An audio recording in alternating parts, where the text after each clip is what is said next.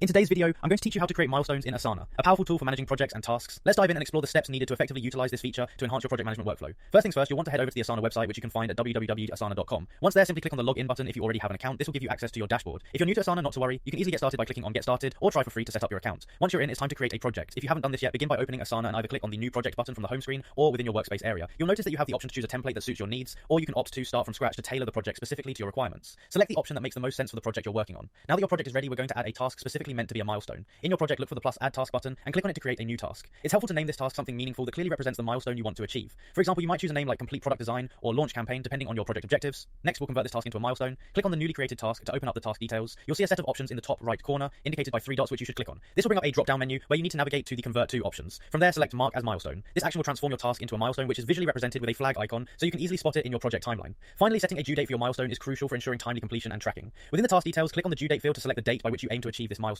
This not only helps keep the project on schedule, but also provides everyone involved with a clear target to work towards. By following these steps, you now know how to set up milestones in Asana, empowering your team to stay on track and visualize key project goals. Embrace this feature to enhance your project planning and make your workflow more efficient. Thanks for watching, and be sure to stay tuned for more tips and tricks on effective project management.